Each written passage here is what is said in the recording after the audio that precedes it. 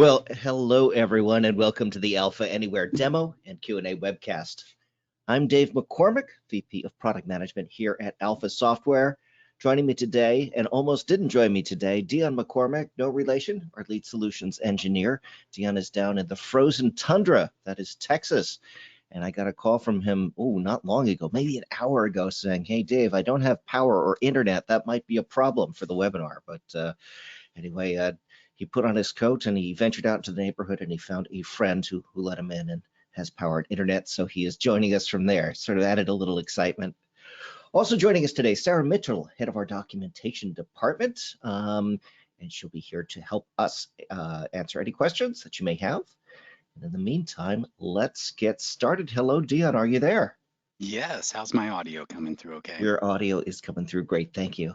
I'm going to use the classic parent line. I walked through 2 miles of snow in a frozen tundra to get to this webinar. All right, I admit it is cold. I saw the map, but come on, what does Texas really get for snow? Well, here's the problem. You know, we never have it. Yeah, we got 8 inches, and now we're getting that kind of like next layers of ice and stuff like that. Oh, well, that's not nothing. Wow. We're just ill prepared. We just don't have like things called snow plows and salt and sand and other things you would put on roads. So basically it's an ice rink out there. And it's interesting because, the trucks can't get in to replenish the stores and it's snowmageddon. I was about to say, yeah, it sounds like end times, apocalyptic. But it did take our mind off the pandemic. That's, I gotta tell you, that did, it took us a little edge off there. But I wanted to say thank you, everybody.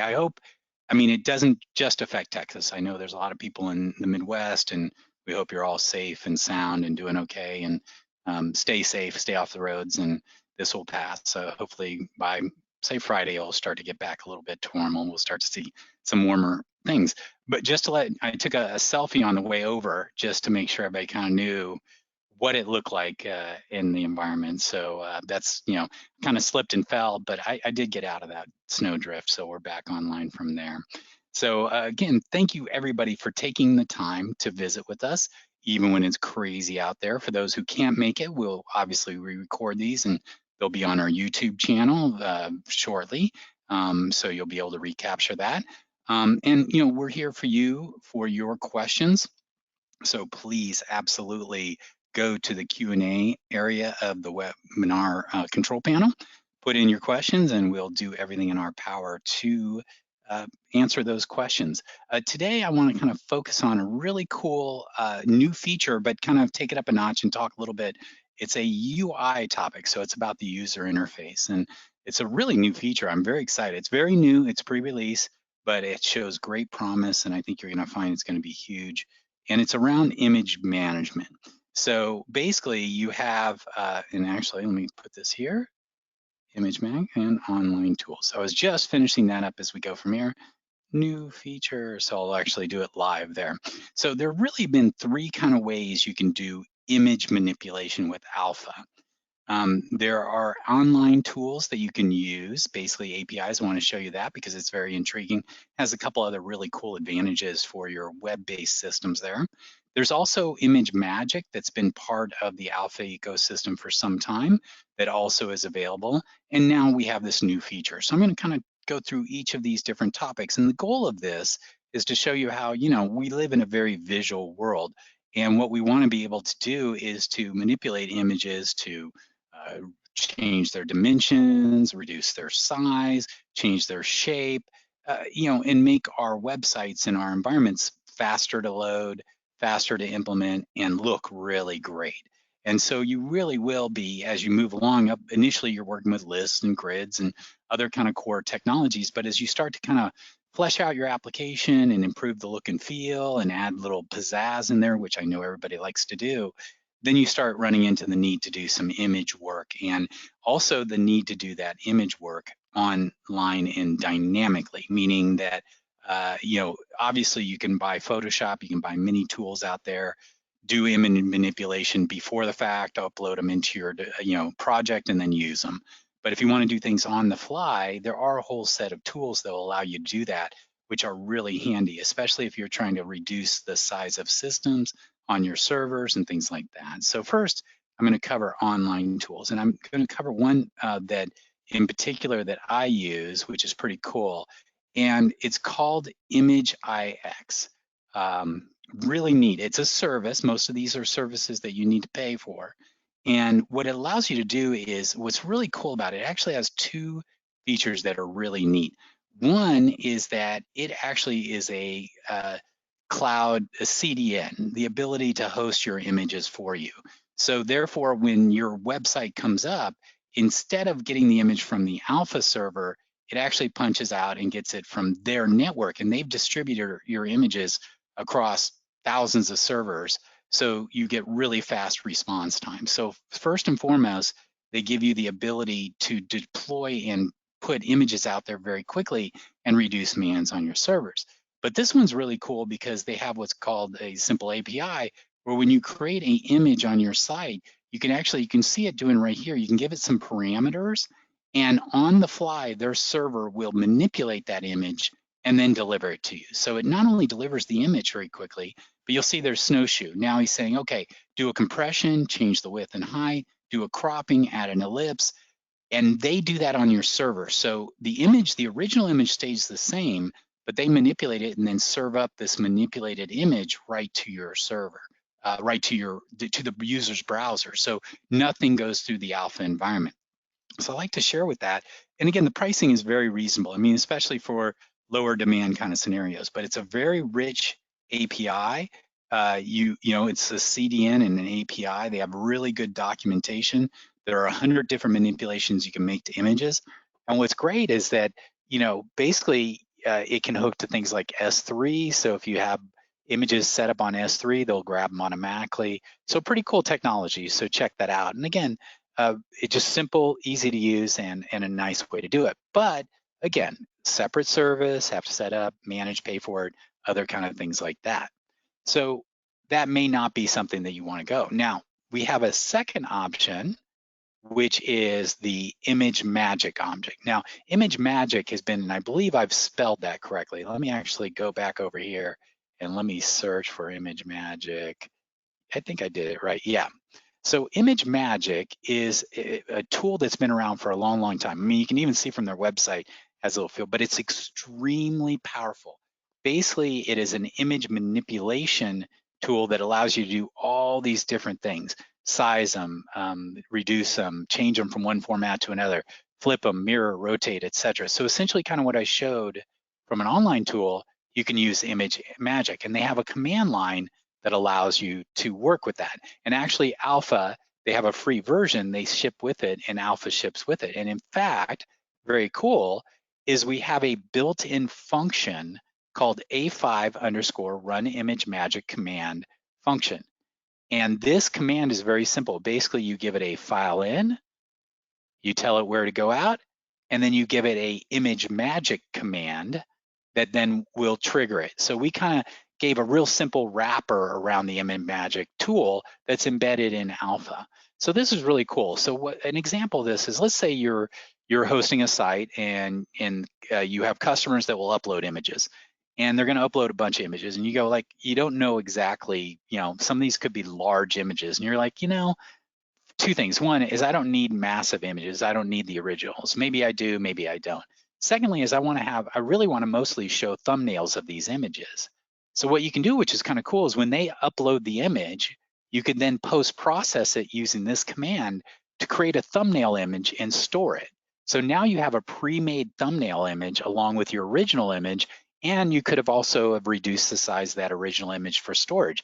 And again, you could really save a lot of space on your servers, and more importantly, the delivery time between the server and the client browser by reducing images and other things along those lines. So this is a really cool feature. It's built into it. Now, to use this, you need to kind of go in and learn a bit about ImageMagick, and they have a lot of really good documentation.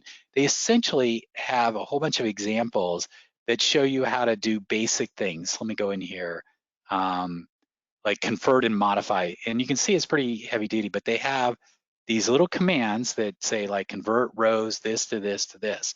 So you will have a little bit of ramp up time to figure out kind of how to do it. But again, you can play with it and immediately see the results by using that command that's built into XBasic. And again, their documentation, looks a little old, but it's actually has enormous amount of there. And it's well supported in the industry. If you do a search for ImageMagick examples, you'll find a lot of examples out there where people have already kind of pre-coded common manipulation processes that you would do. And again, it happens very quick. It's on the server. It's a command line interface that's been wrapped by XBasic.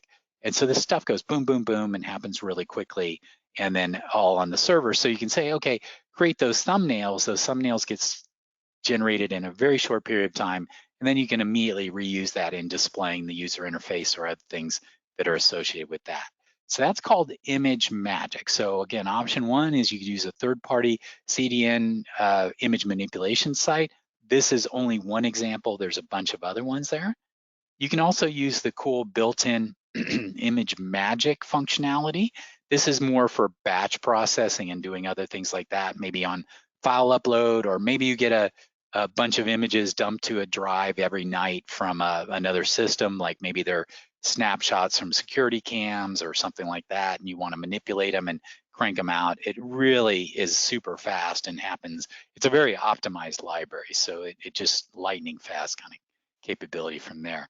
Now, those are kind of your two current options, but there's now a new and improved option, which is really cool.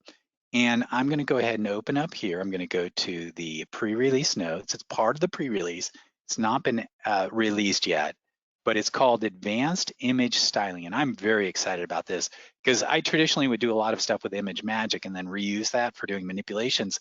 Now I can get rid of all that stuff. I can just have the images up on my server and Alpha will do the work for me, which is always a wonderful thing. So I'm going to do a quick demonstration of how to use this. It's super simple and super easy. But again, I want to let you know that it is a pre-release functionality. Now, since we have a few moments here, I want to say I love the Alpha Anywhere Universal Installer. I use it all the time now. So if you haven't embraced the installer, it's awesome. Where it's helping me out a lot these days is I can actually have two different versions of Alpha running on a box, and I can control them, update them, and do everything there. So you'll notice that I have the developer stable build 7295, and I can just click here to launch it. Or if I want to, I've also got installed on this machine the developer edition, which is a newer one. In fact, there's an even newer update, which I won't do right now, that's available for me. But what's nice is I can kind of say, oh, okay, here's on my machine. I've got the developer, I've got the app server, and I've got the new nightly build. I can click here and I'm going to launch the proper one from there. Now, one thing that's important, and actually I had someone ask me about this earlier today, first and foremost, you have two different versions of Alpha. So you have to be a little careful that you manage your workspaces, because if you have like a production, let's say I have a production workspace and I'm on this version right here, then what I'm going to do is I really only want to edit that with this version. I don't want to accidentally edit it with the new nightly build because, again, it works differently. My production server is a certain version. I want my dev. So what I've started to do is I'll actually create separate folders for my workspaces on my hard drive. One that's going to say production, which is whatever that production version is, and then I'll say another one that says pre-release, and I'll store the workspaces in those particular folders so I control them. So I launch Alpha, I say, okay, I'm going to use the developer edition, so I launch it. Once I've launched it, then I open it from within Alpha. And that's just kind of a little safety thing that, it's sort of DevOps. You kind of manage it from that standpoint. And it's not irreversible, but you definitely don't want to be like accidentally saying, oh, I'm in my developer edition, I accidentally want to publish something to my production server. Well, my production server may be behind my nightly edition, so you cause problems. But that said, I'm using it a lot more because it's very simple for me to say, oh, I want to launch this one and do it. So in my case, I went into here, I launched my developer edition, and now I'm in my developer edition. And I can see up there, notice what build this is on, so it gives me that information. I can actually go here too and see what build I'm on, 74088. So Alpha actually over the last 6 months have added a little more indicators to help you when you're using multiple versions to be able to do things from that standpoint there. Remember, you can also you can now run the universal installer directly from within Alpha, so you can launch it. So I usually launch it from my start menu. I have a start menu item right here. I launch that, but it's up to you on how you want to handle it from there. So I'm going to go ahead and create a new web component. The new feature is actually a control within the UX component. So I'm going to go here, I'm going to go down, and I'm going to use the new one, and I'm just going to say, look for my image control. Now I'm going to use this one. Oops, I clicked on a little fast. Let me show you which one I want to use. I'm using not the data bound, but the regular image, and it has a little description saying you can use a built-in image, a web project image, etc. from there. So I'm going to use that. So I've added that control there. So let's go ahead and change this to image control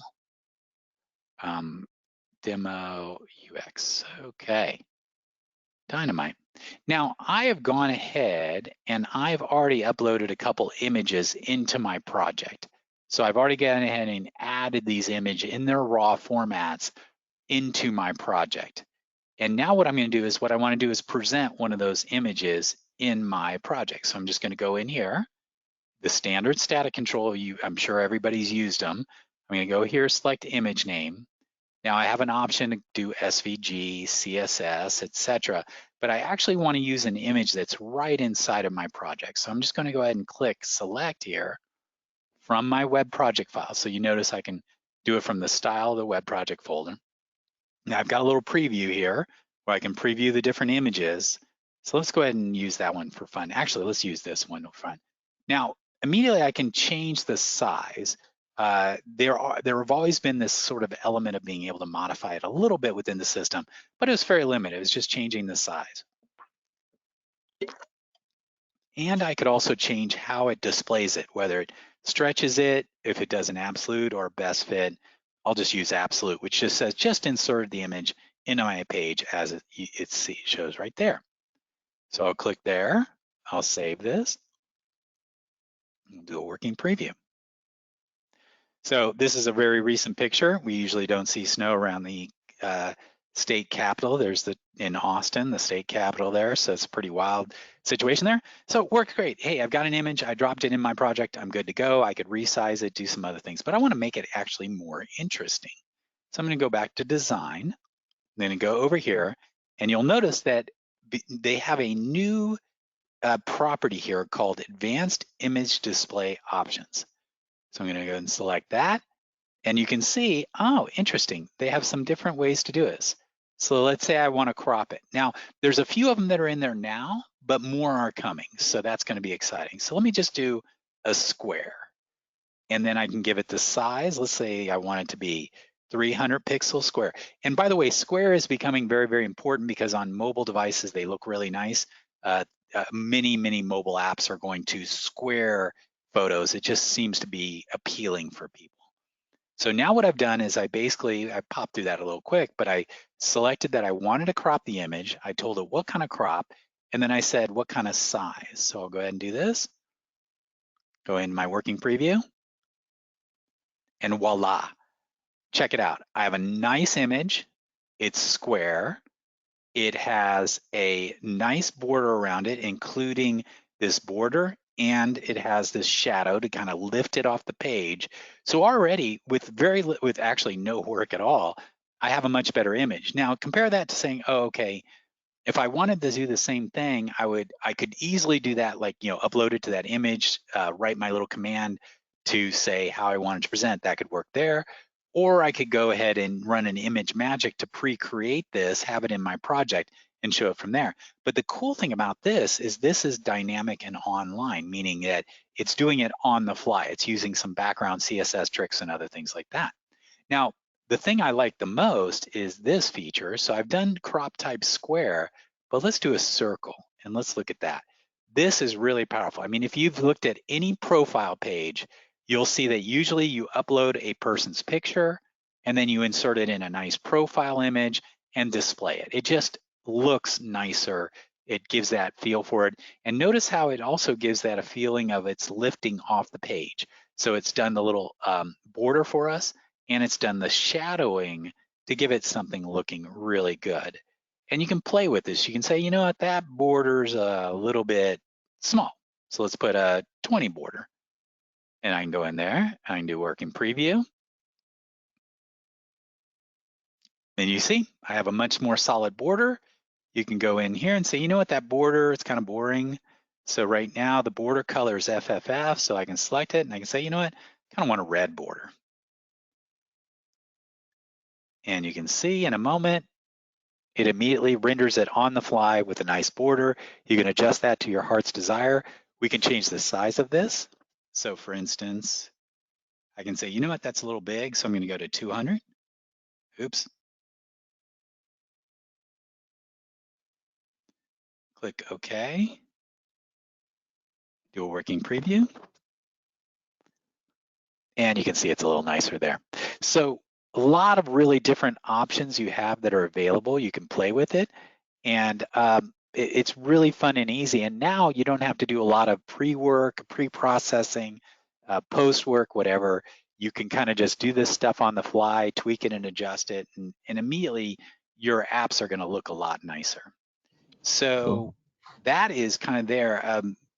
That's the new features on it. So we'll go over here. So you have 3 ways: online tools, ImageMagick, and then the new feature again, pre-release.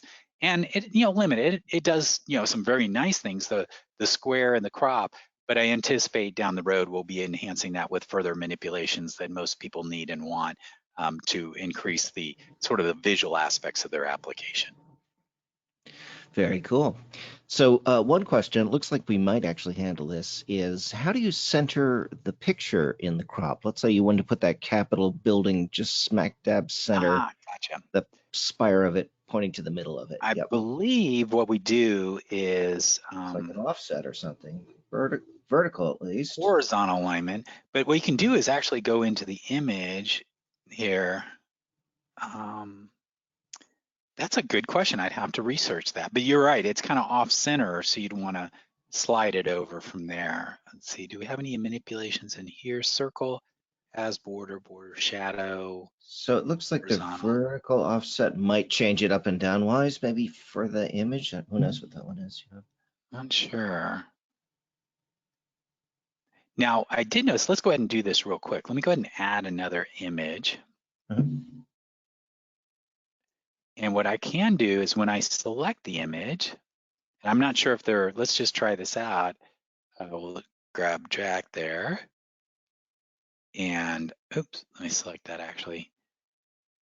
I can select here best fit. So that may do that. So let's go ahead and give this a crop circle. Crop circles. I didn't think I'd be doing a webinar on crop circles. I didn't manipulate that, so I'll have to go in and adjust that. Oh, it didn't maybe. Circle, let's make that 200. Maybe it just didn't take mine. There we go. So that may help in terms of centering the image on the thing. So yeah, not bad, not bad. We'll have to look at that. I'm not sure off the top of my head. And that could be a nice enhancement request. Maybe that'll be a feature we add, yeah. Yeah, I mean, as you can see, it's got some basic, you can do circle, square, rectangle. You've got certain manipulations here, but these I'm sure could be extended in the future based on request. And remember, whenever you request, do it here, say send an enhancement request. You can say use browser-based email, copy this, so they know kind of what version you work on and et cetera. And this will send it to the right location so that it gets properly tagged and managed by the internal group on those pieces there. But yeah, I'm excited about it. I think you're gonna see, it's just something that everybody likes to do to make their images look a little nicer. The cool thing is it is on the fly. That is so neat. So I could literally change the image and then say, okay, present it like this, and it would use that same display structure. Very cool.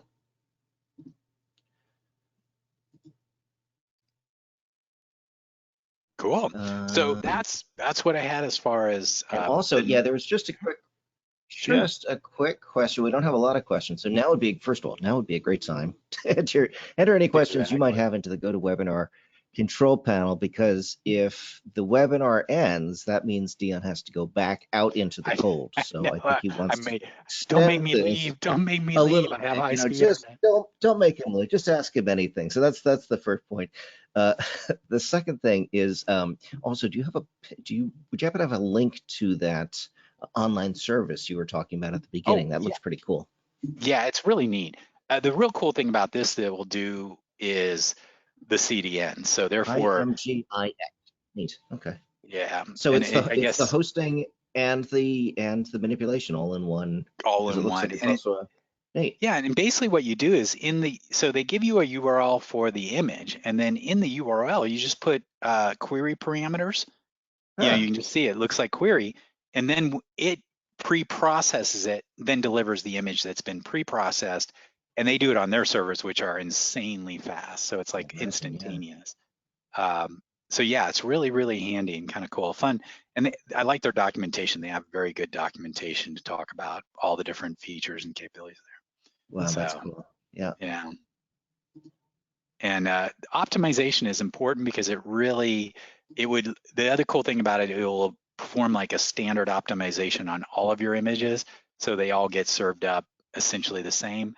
Thus you don't see weird images in your, as you display things, they're all kind of consistent in terms of where they go from there. We have a question as to whether or not you could do reflections in Alpha. I think you can do it using ImageMagick. There's I wonder, definitely yeah, it looks within like there's a lot of ImageMagick. stuff in there. Yeah. Oh, it's insane what you can do. It's been around a long time, and it's a very mature piece of software. And let me see. I don't know if so you can see all the cool kind of stuff you can do. Yeah. There's a search. So Maybe we'll it's a type really in reflection or something. let's see. Fine. Up in the top right. Top right, there's a search box. Oh, that's what you're in. Oh, I thought it might be on It. here. Let's go to reflection.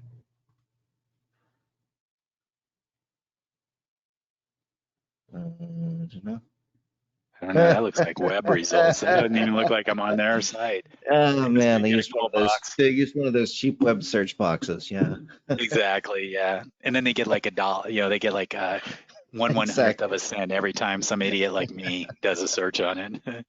Wow, that's an impressive search results. That's great. So I'm almost guaranteed they can do reflective in this kind of capability. I just looks like it. Actually, the person was asking about whether we could do reflection in data. So actually, if you've got a little bit more information on that question, and you want to send it to guides at alphasoftware.com, we'll be happy to take a look at it. We'd love to help you out any way we can. Oh, this is a good one. Can you talk about the best way to use a button list or radio buttons and checklists to populate values in a SQL database, such as yes or no? What do you do with nils? Is it 0 or 1 or any of that? Oh, yeah, you must have run into that before, and I know I do too, and I know it confuses me the first time I go. Yeah, very, very good. Yeah. Oh, no, let's do this. So yeah, let's just that's a really good question. It's kind of handy on how to work with that. So obviously we have to start with your database, core database feature, because you're going to be data binding these fields to a database. So I'm going to go ahead and go into my project here real quick. We've covered this before, but I don't have currently any databases connect to my demo environment. It was just meant to show the image stuff. But I've got this handy dandy little link right here, and click on that. And what it will do is it will actually create in this case, a SQLite database, and attach it right to I could use Access if I wanted, or SQLite. So I'll go ahead and do that. I'm going to make a clean copy. And so now for testing and having fun, we've got a demo Northwind. So I'm going to go ahead and I'm going to create a new web component. It's going to be UX. And I'm not going to use any template. Remember, you can save templates, but we don't need one. So I've got this new template in here, and I'm going to go down here and I'm just going to click Add Text. Now, what I want to do is to support this demonstration, I want to just create a quick data bound UX. So what I could do is I could go in, I could put in my text boxes, I could then go over here to the data binding section, I could find the table, I could bind it, and then I could say, okay, these fields match to here. There's a really cool feature built into Alpha to make all that really simple. So what I'm going to do is I've created a blank UX, it has no binding in it. I'm going to go ahead and add a single text box. Now, very important, if you're new, you may see this interface where it says new control and it says single new control. and you can change some information right here as you see fit. But over here, you have something called create multiple new controls at once. And you can see it gives you a little different interface here. It's more of a shortcut. You can create multiple controls at one time. But there's this really neat feature here called populate the list from a table. So I can click on that, and this opens up basically a little parameters to say where do you want to connect it to. So I'll just go ahead and select a demo Northwind, and I'll just go ahead and grab the customers. Okay, there. And I'm going to include all of the data binding buttons and everything else. You'll notice it filled all this out for me, and boom. What it does is it creates a field for each of those fields in that database. You can select some. It also asks me a couple quick questions, just how do I want this to work? Now it's got the buttons, the navigation, everything here. So we'll go data bind exam. So as you can see, within a matter of a few moments, without having to create all these fields and everything else, I've got a fully data bound, updatable, ready to go. So it's showing the first record in here. I could modify that record, I could change it, save it, I can go to the next page, etc. And it's all bound and ready to go for me. What it did basically in the background is it went in and it went to this and it set what table I'm connected to.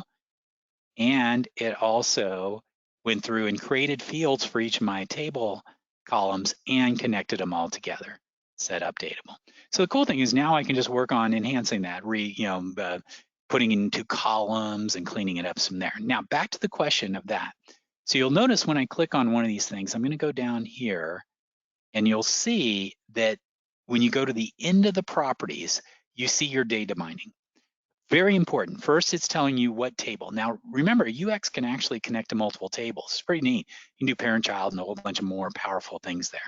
But basically, I'm saying for this field, when you populate it or when it's updated, etc., Alpha just tells it which table and what field name do you have to go through. So that just does it really simply for you. And therefore, when it reads from the database, it tries to find this city and puts it in this field.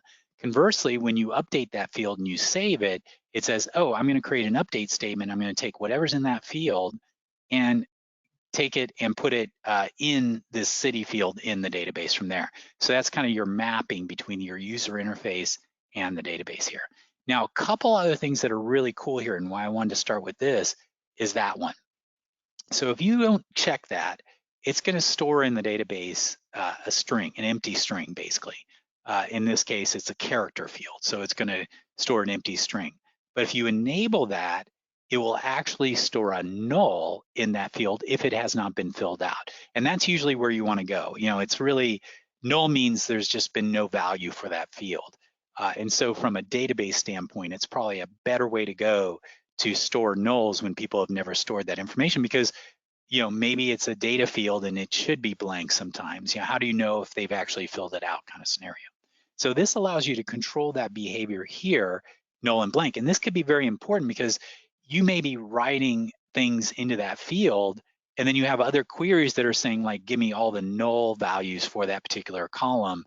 So you got to be a little careful. It depends on your database design. It may not be important, but often I find that if you've developed your database with nulls in mind, then you need to manage it from there.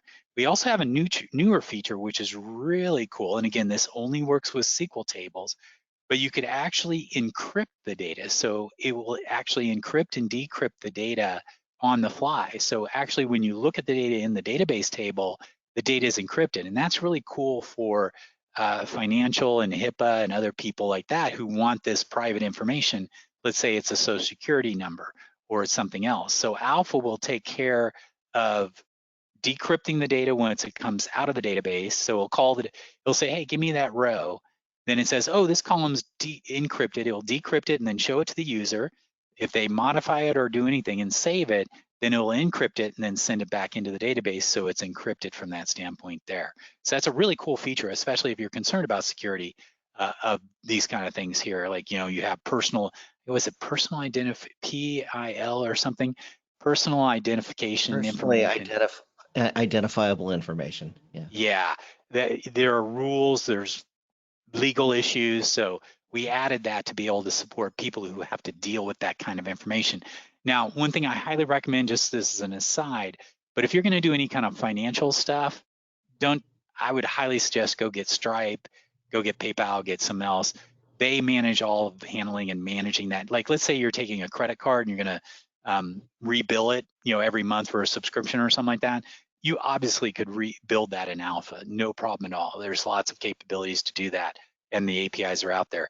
But if you use these third parties, what they basically do is say, give us the information. Oh, they'll actually pop up a screen to collect it. It goes directly to them. Then they give you a token, and thus they're taking the responsibility of storing that financial information. So definitely, if you're looking at that, look at something like Stripe or WorldPay. We actually have some pre-made integrations for that built into Alpha, which is really nice to interact with those systems. But you just take all that off your shoulders and give that to someone else. Now, back to the original question. I'm going to go, and I hope I'm going there. I'm first going to put in a checkbox. So a common situation is I've got a checkbox on my screen, and I want to be able to say true or false. So there's a couple different ways to do that. First, you'll notice when I created this checkbox, it created as a character. That's the default style. So that's going to actually store true or false, but you can set it as numeric. Now, what I do, and this is a personal preference, is in my databases, I usually use a tiny int or a single digit integer for there, 0 or 1, yes or no. 0 is false, 1 is true. And therefore, I'm saving a very little amount of data in the database, and it's easy to query and things like that. And it's also super fast because databases like simple numeric values there. So if I want to do that, then I have to do something very important. So let's make the assumption that in my database for this customer, I'm like, email me or something. It's a yes or no question. So I'll add my checkbox, I'll bind it to that field, and then I'll come in here and I'll say it's actually numeric. And then you'll notice when I changed it to numeric, it says treat field as logical field. That means that Alpha then goes, oh, I understand. This is going to be a 0 or a 1. It kind of understands that. So if I enable that, I'm done.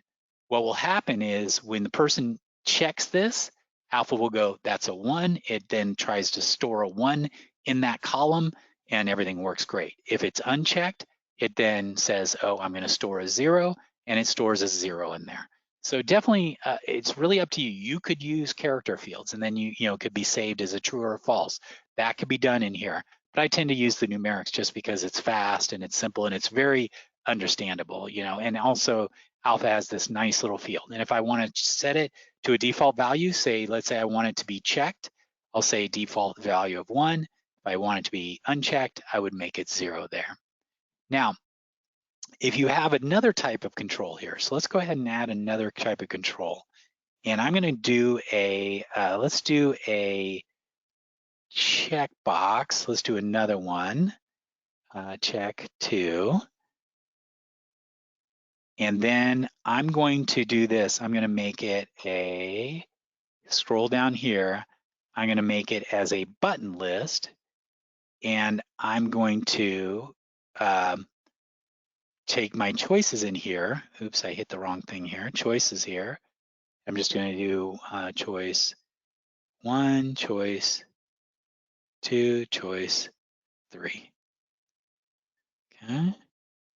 So let's go ahead and save this. Now I haven't data bound it because I don't have actually a field in my database, but I just kind of want to show you what it would look like. So this is kind of a nice feature, is that you now have this nice looking, so here's my check, notice true, false. So that's the one that would be bound to my numeric there. But notice this one, choice 1, and there. So I can actually do multi-select, where when I click it, you'll notice that it puts a little check mark in front of it. And so now I've got 2 of these items stored in that one value there. And that choices, by the way, I set them as static, but there's different ways to populate them from there. Now, the way it's going to be stored, and I have to double check, but I'm pretty sure it's a comma delimited field of the values that are here. So it would be choice 2, comma choice 3. So it's a character field, and it would store it as a comma delimited field on how it gets stored in the database. And again, that's from memory. You may want to double check that to make sure. But the nice thing now is then I could have, this ability to kind of store these pieces in there, and the system will take care of mapping them into the user interface. And when it restores it, it will check the ones that are coming from that field, because it will look at the comma delimited list and say, okay, the first one is choice 1, the second one is choice 2. And you can use things like, if you want to, you can use in here, you can say choice 1 is value 1, this is value 2, and this is value 3. So the choice is what would be displayed, but then it would store 1, 2, or 3, or 1, 2, 1, 3, whatever it happens to be in there. But notice up here, I'm not limited to a static list. I can actually get it from a database. So let's say I had a database table that had a selection list, 20 items. Then what it would do is, instead of me, I can go in here, set the connection string, etc., and it would show those 20 items in the checklist as a nice, as a button list. And speaking of button list, you can orientate them differently. You could also use columns. So let's say you have a lot of values. You can say, display them in like a 3x3 grid or a 3x grid. You can also say vertical. Nice also is you can do your own themes. So you can use nice looking themes on it. You could use what's selected image. You could change that from a check. You can also add different things happening on them. So on select and on click, you can actually capture when people interact with that. So it gives you a lot of flexibility of saying, let's say you select 3 of those items, it's going to tell you what's been selected, so you could trigger something else. I mean, I've seen things along those lines from there. So you have a lot of formatting capability. So you can sit there and say, oh, this is what I'd like to show the person, and then connect it in the database. And again, it's going to store it as a comma delimited list. So you notice now we have these nice vertical lists on how they go. And again, different styles you can apply, et cetera, from there. So first and foremost, if you're using checkboxes, single values, they can be either character or they can be numeric. I tend to like numeric because that treat it as a, as a Boolean, basically. You can also then use things like button lists, et cetera. I believe we can also use the multi-token select list. So let me go ahead and here. No, it's token. What is it? Where is it? And I've kind of shown it before. We did a demo a little while ago. I forget, token?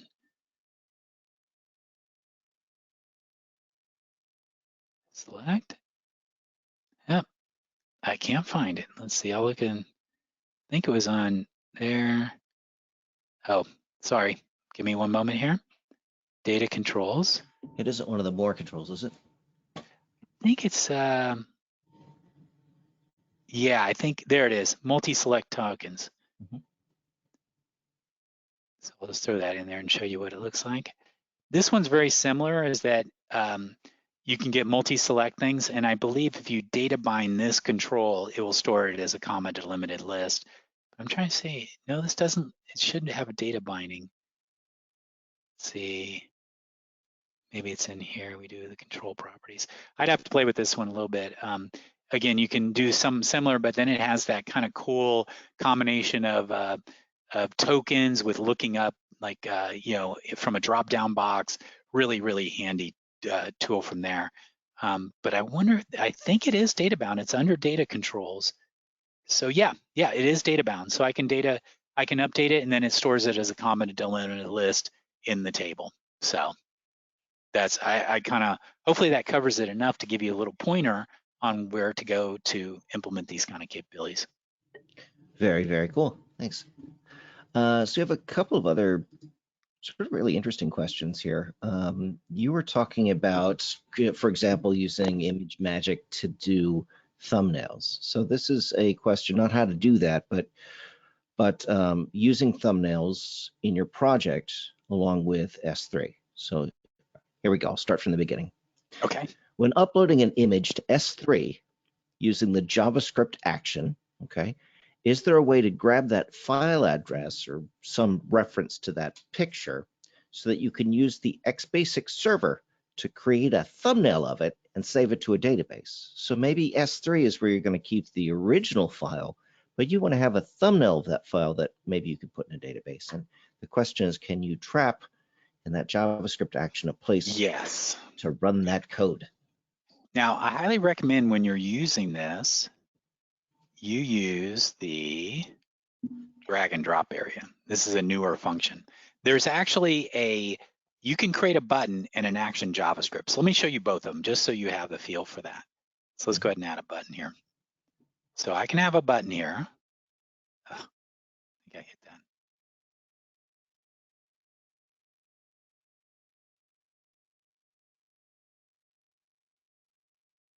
that. Okay. So I can create a button. I can add a new action. I'm going to just do it right here. I would normally want to go to JavaScript actions and do it here, but I'll go ahead and add it here. And I'll go File, Upload. Okay, so we have a built-in action called File Upload. Oh wait, no, let's see, wait, which one is it? Maybe it's user defined. Oh, here it is. No, I'm sorry. Yep. There it is. Yeah, it's very specific. You know, we had a traditional file upload. It has special control on there. It was mainly meant to move from the browser up onto the local file system, but now we've improved. This is our new and improved one. Notice it handles both S3 and Alpha Anywhere servers. You definitely want to use this one. Okay, so you can pick your target, where you're going to send it. Most importantly, and I haven't done this, you create what's called a name connection string, and that's like an Alpha DAO connection string. Basically with S3, when you create your S3 bucket, you can create a secret key, and they have two different little credential things. You put those into your project and you save that as what's called a storage connection string. And then anywhere in your project, you can use that. And that's much like Alpha DAO, is that in development, you can say, oh, it points to this place on S3. In production, you can say it points to this place. So it's really handed from there. And if I could interject, about 3 Yes, weeks please. ago, I walked through the process, because it was tricky for some people, of actually setting up one of those S3 buckets and getting the connection strings. So that should be and the in the cores. Transform Tuesday playlist. We'll show you, like, how do you log in, where do you go next, what permissions do you need to set up, and that kind of thing. So if you're interested, you'll find that in our playlist. I highly recommend you go watch that, because what you'll find is that if you don't get the S3 bucket just set up right, you'll start seeing errors in Alpha. And it's just because S3 has a lot of security considerations, obviously. And so you just have to have everything kind of tuned. There's things called cores, which is cross-browser or something. And so go watch that. It is worth your investment of time, because it will save you a lot of pain and anguish later on when you're like, oh, I can't upload files with going. Now, once you get it all dialed in, it is awesome. It is so fast to upload stuff to Amazon S3. And more importantly, pulling stuff from S3 is insanely fast. So once I've got my connection string, I can say like allow multiple files. But here is where you do the magic. Okay, so you have your JavaScript, which is where you define the target object name on there. If you don't specify that, it's just going to use its own. It's going to take the file name that you're uploading and create something it could use from there. But as you can see, you can do a bunch of stuff. But this is actually where you're going to look.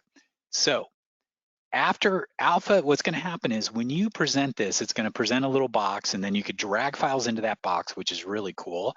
So if you have like 10 files, you can just drag them on and off to the races you go, or you can select them individually. Alpha will take over. It's all on the client. The client says, great, thank you very much. It calls S3, it moves the buckets up, or it moves stuff up there. It runs out all the background. But then once it's complete, it will give you the opportunity to call this after upload. So you can say like process files. Okay. And notice down here, I want to highlight this, setting core support. Watch Dave's presentation, but also look at this. This will tell you how you want to set up S3 so everything works correctly. So I've got this process files. I'm going to go ahead and click on here. I'm going to show the prototype. So this is pre-made code, and I'm going to go ahead and paste it in here. Essentially what I just did is I copied it and I put it over here on this XBasic functions. So now what's going to happen is once I've done the file upload, it is going to trigger this XBasic function. So let's go look at that and what it does there. Okay, I'm going to have to say cancel because I don't have a connection string here, but then we'd be good to go. And by the way, this thing, when it works, the cool thing about this drag and drop too, it has essentially the same kind of parameters. By the way, I was on the button I mean to do here, but on this one, let me go ahead and open up. Let's go ahead and, you can do this after upload complete here. You can set all your information here. Cool thing on here is that when you set up this drag and drop area, it can actually do some cool stuff. Like for instance, allow you to click on it. It can actually create different styles, and it can show you progress bars of the files being uploaded. So if someone dropped 100 files on there, they'd see 100 little bars if you set it up showing the progress, which is really nice to give the person a feedback loop. So I'm going to go back over here to XBasic functions and let's look at this. So basically what happens is that once Alpha has finished its upload to S3, it calls this program, and then it gives it a array of items in JSON that I can then, let me go ahead and cancel that. Sorry. It gives us an array of files, and in there it gives me the name, the size, the type, whether it was completed, whether it was aborted, the target name. That's super important. That is now the name of the file up on the server. So if it got changed for whatever reason, because of a naming convention, etc., this is what it's going. So now what I can do is I can write this little piece of code. I can do what it says here.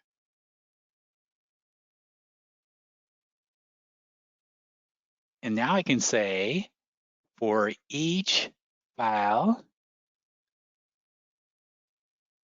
in P, next. Always does that, doesn't like P. I'd probably name it something better than P, but that's the way it goes here. Okay, so now what I'll do is I'll loop through. This is an array of files. Each one has all this information. I can create a little loop here, and then I can then say, technically I could say, now download that file, run ImageMagick on it, and then re-upload it. And there's actually a lot of really nice features. Go here. I'm gonna go over here actually. I'm gonna search storage. I've actually done a lot on this. Storage functions.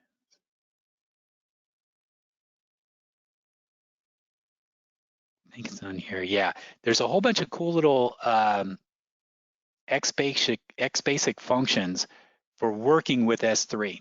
So once you know what the connection string is, you can use these little things saying like, get that item as a file. So what I would do is I'd get that file name. I'd say, get that item, put it on my local drive, manipulate it, and then put it back up. So there's some really cool things you can do here. You can save the data, you can put data up, you can bring it down, you can delete items, you can list items. And these are all pre-built XBasic commands that are available for you to do that, which is really cool. This one's kind of neat. You can actually give it a list of files on your local drive, like 20 files, and you call it once and it sends all this stuff in there. So the general process would be use the S3 upload as normal, add that after upload function, and then in there, do a loop through each file and then manipulate it and do whatever you need to do on it. So maybe you give, send an email for each file and send out to someone or something like those. Or in your case, you would probably need to re-download that to ImageMagick and then do a modification. There are third-party tools for doing things like this. You could upload it to Image and then that service and do it. So there's a lot of really cool things you can do at this point. But the real trick is once it's completed uploading all the files to S3, it's going to give you all of the information about what was stored where and what the names are. So then you can take those post-processing steps. So an example of what I do on that, here's a good example, is that I need to add files to a record in my database. It's like I have a set of tasks and then I have a set of files in another table that are related to that task. So what I'll do is they'll upload the files. Then what I'll do is I'll insert a record for each file that's been uploaded into another table with the parent ID of that task. So I can essentially post-process it. Now I have a set of files in another table so I can show a list. And if they click on an item in a list, I can have it open up the file from Amazon S3. So this is really handy for a bunch of different use cases, both post-processing, mainly post-processing, but inserting records for the files you've just uploaded, manipulating those files, emailing them, whatever you want to do, you can do from there. Oh, very cool technique. Thank you. Yeah.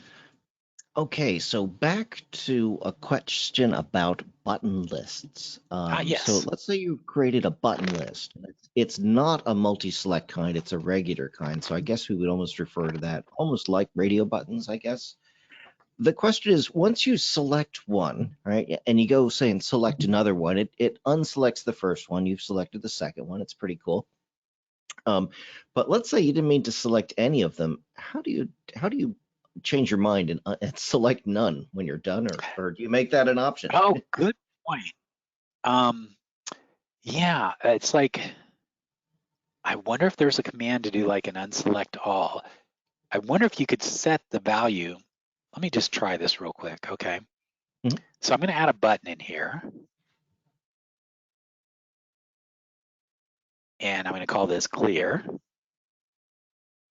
Okay. So I've got this here. I've got test is uses, you know, actually, oh, I don't want to do multi-select. Let me get rid of that. I want to have it above the check two. Okay, so I've got check two here. It's got these choices in it. Okay, so, and I'm just going to leave the text. I haven't changed there. So now what I'm doing is I'm just going to go into button clear. And I'm going to go to text mode. And all I'm going to do is I'm going to say dialog.object.setValue. And I'm going to go ahead and right click and select check two. That's my button list. And I'm just going to set the value of that to be empty. So I'm basically nulling it out. Now you could do this through an XBasic callback or something like that, but it's easy just to do it in here. Now, if you're curious, how do I find that out? You can look for set value and it explains how that works in some examples here. So let's give that a try. Okay, so we'll save that. Save it to working preview. Okay, scroll down here. I'm going to go ahead and select a couple of things. Now I'm going to click the clear button. Voila, they're gone. Because basically I said, when I click here, basically it's setting the value of this one control to choice 2, comma, choice 3. But when I say clear and set it to empty, the control goes, oh, nothing's selected. So it then automatically deselects what has already been selected from it. So I can just say, oh, clear it. Okay, now this is empty. Nothing is selected and you're good to go. So that's probably how you can do it from there. And all I'm doing, again, is I am just setting the value of check 2 to be empty and just with a little piece of JavaScript. Very cool. So Hey, it worked. it makes me wonder if you could actually make one of those buttons also erase the value, right? On like if you've got three buttons, and if they've chose the third one, you don't have to make a separate control for it. Good point. Yeah, because in the check 2, Yeah. let me go ahead and show you here. We have this on click button. And in here, you can execute a little piece of JavaScript. So what you could probably do is say, value is equal to, in this case, I would go dialog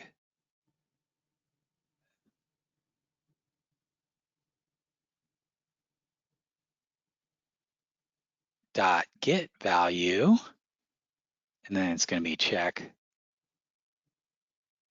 2.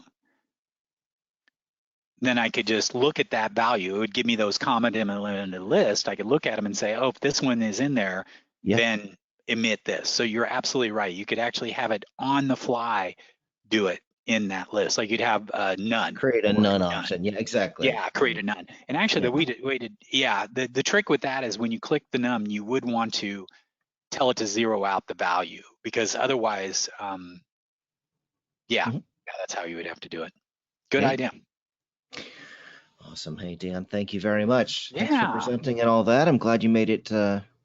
Safely. Wish you luck on your truck back home. That's Sarah, hopefully that's not what happens on my way back home. No, I hope not. Yes, exactly. Well, you'd come back, you'd haunt the place. It'd be something. Yeah. We'd have haunted webinars. That'd be cool. Thank you, everyone, for attending. If you do have further questions, please send an email to guides@alphasoftware.com. We hope to see you at our next Wednesday Alpha Anywhere demo and Q&A webcast. Take care and stay well. Bye-bye.